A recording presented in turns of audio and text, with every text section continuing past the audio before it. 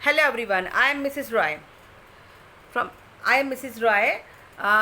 As you know that in a previous lecture we have discussed about revaluation account, calculation of investment fluctuation reserves and workman compensation reserve. Today we are going to start our most important chapter, admission of partner. Admission of partner, जैसे कि हमने पहले भी बताया था आपको, admission मतलब होता है द मीनिंग ऑफ एडमिशन कि न्यू पार्टनर एडमिट हुआ है। अब ये एडमिशन ऑफ पार्टनर आने से, किसी के नए पार्टनर आने से, जैसे फॉर्म में ए और बी पार्टनर थे, सी एक नया पार्टनर एडमिट हुआ। अब हम एडमिशन ऑफ पार्टनर, हम पार्टनर को एडमिट ही क्यों करते हैं? देखिए, पार्टनरशिप में क्या होता है, कभी कभी हम चाहते हैं कि हमारा जो बिजनेस है ना वो काफ़ी बढ़े, ठीक है, और उसके लिए हमें क्या चाहिए होता है, कैपिटल चाहिए होता है। तो when we want more capital is needed, क्योंकि more capital is needed for the expansion of a business, तो हम क्या करते हैं, हम न्यू पार्टनर का एडमिट करते हैं, हम पार्टनर को एडमिट करते हैं ताकि वो कुछ लेकर आएगा।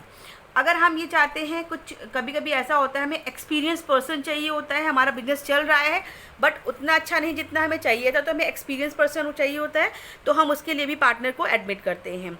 हम अपनी गुडविल, अगर हम अपने पार्टनर की मतलब हमें अपने बिजनेस की रेपुटेशन और अच्छी करनी है, हम चाहते हैं कि हमारा बिजनेस और अच्छा चले, तो हम किसी रेपुटेटेड पर्सन को भी अपने पार्टनरशिप में अपने फॉर्म में इन्वॉल्व कर देते हैं।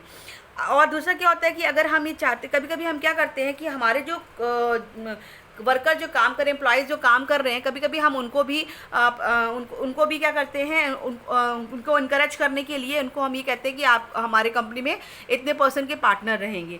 तो हम ये सब चीज़ें जो है पार्टनर्स में क्या कर लेते हैं, हम इनको एडमिट, तभी हम करते हैं कि पार्टनर को एडमिट करते हैं। देखो, ऐसा है कि किसी भी पार्टनरशिप फॉर्म में, reconstitution of a form, partnership form में क्या होता है कि अगर हम अपने कुछ एग्रीमेंट होते हैं, उस एग्रीमेंट के जैसे ही कोई नया पार्टनर आता है तो क्या होता है, जो एग्जिस्टिंग एग्रीमेंट होता है वो ख़त्म होता है और नया जो होता है वो एग्रीमेंट आता है।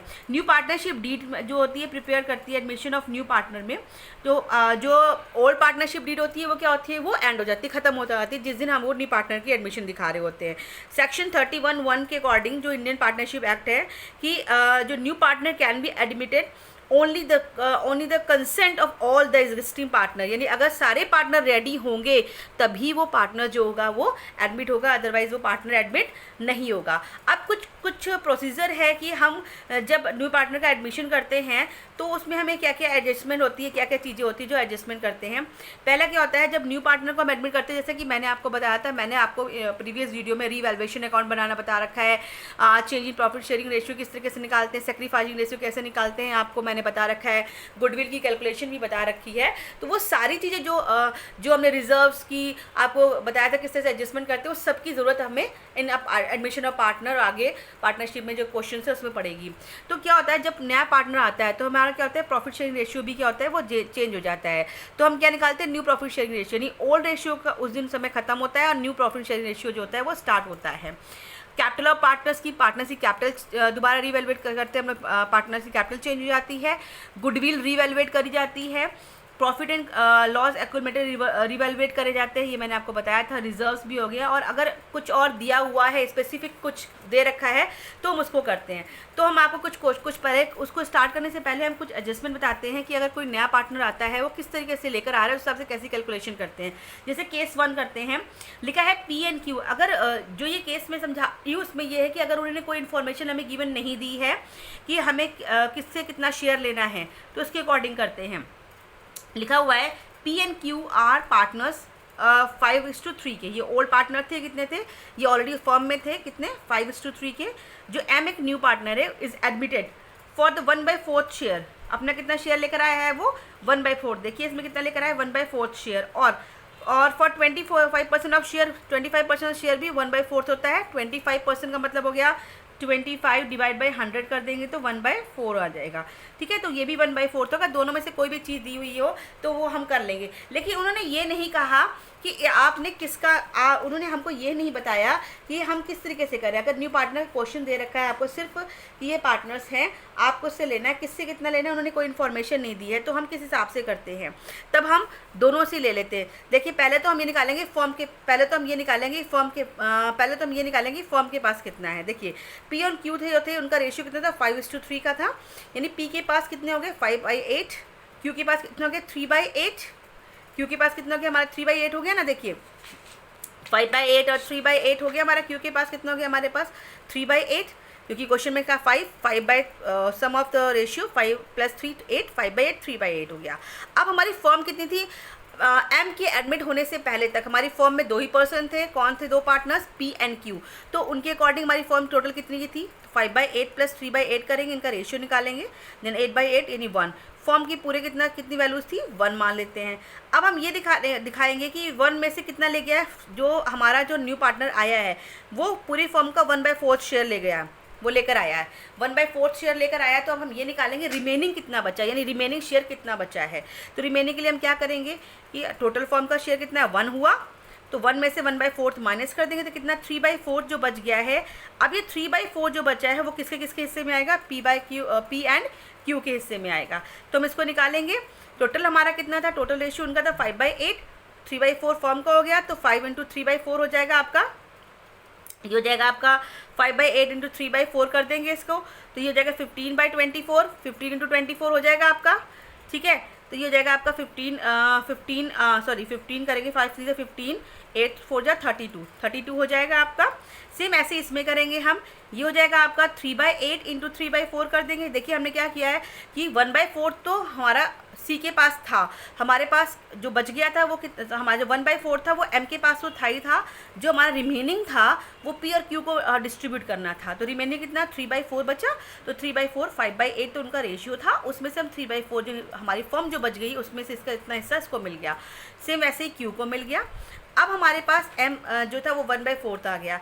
अब जो हमारा न्यू रेशियो बनेगा वो न्यू रेशियो क्या बन गया, देखिए 15/32, 9/32 और ये 1/4। हालांकि रेशियो का डिनोमिनेटर जो होता है वो इक्वल होना चाहिए, तो हमने एलसीएम ले लिया 32, तो हमारा आ गया 15:9:8 आ गया। तो न्यू रेशियो कितना आ गया 15:9:8।